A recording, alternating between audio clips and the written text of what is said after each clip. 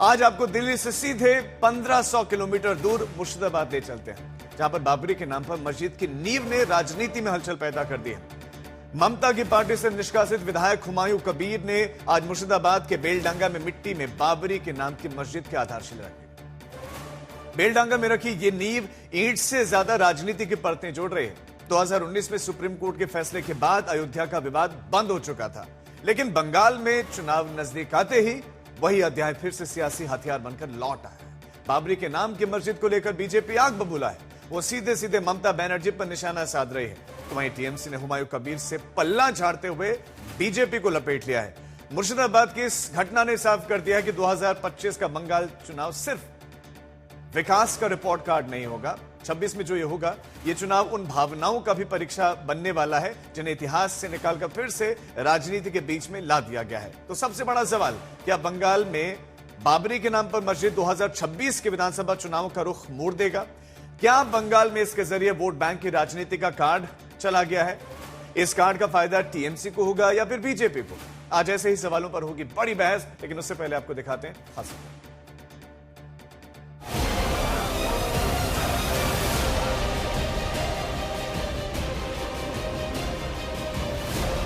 500 साल का विवाद भले ही कानून की सर्वोच्च चौखट पर जाकर 2019 में सुलझ गया, लेकिन उसके नाम पर आज भी सियासत की चिंगारी भड़क रही है।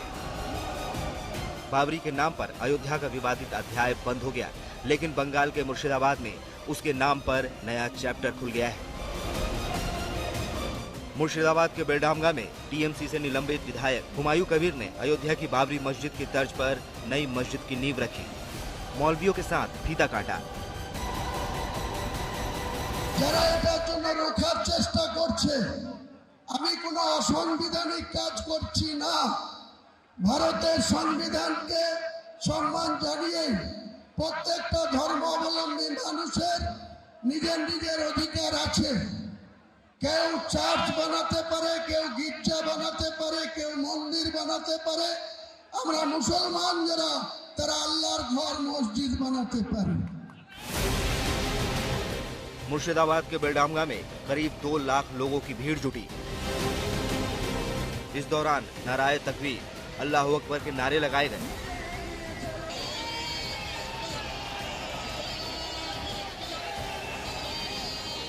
बंगाल के कई जिलों से आए लोगों में कोई अपने सिर, कोई ट्रैक्टर ट्रॉली तो कोई रिक्शा से ईंट लेकर यहाँ पहुंचा था।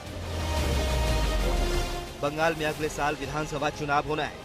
इससे चंद महीने पहले बाबरी के मुद्दे ने बीजेपी को बैठे बिठाए ममता पर वार करने का मौका दे दिया है।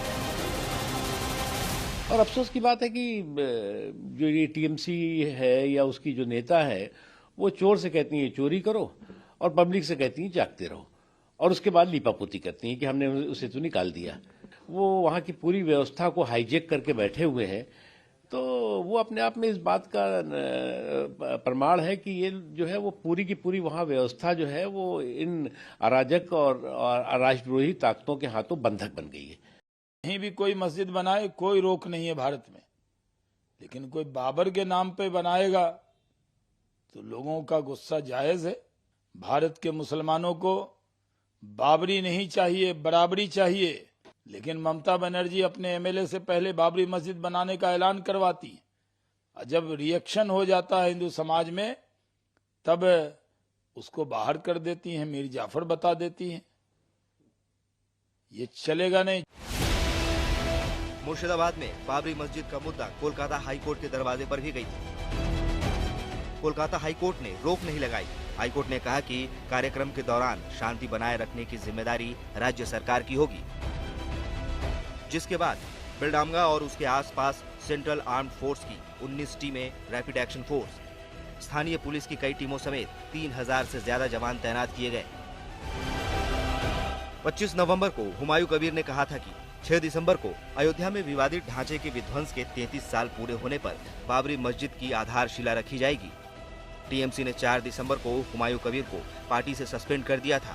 टीएमसी को हुमायूं कबीर के इस कदम के पीछे बीजेपी का हाथ लगा था।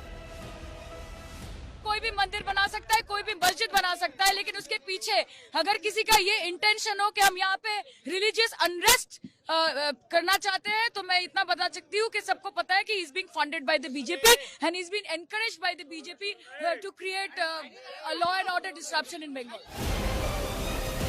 मुर्शिदाबाद में अयोध्या की बाबरी मस्जिद की तर्ज पर बनने वाली मस्जिद की आधारशिला सवाल पूछती है, क्या ये सिर्फ एक नींव है या ऐसी चिंगारी जिसे जानबूझकर हवा दी जा रही है?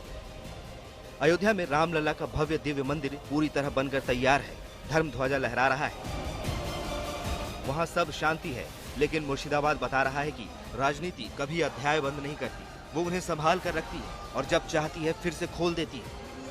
मुर्शिदाबाद का बाबरी का शोर शायद ही बंगाल चुनाव से पहले शांत हो, उसकी गूंज आज भी सुनाई दे रही है और बंगाल विधानसभा चुनाव में भी सुनाई देगी। लेकिन एक सवाल समझ से भी परे है कि आखिर बाबरी के नाम पर ही मस्जिद क्यों? मुर्शिदाबाद से अनुपम मिश्र के साथ आज तक ब्यूरो।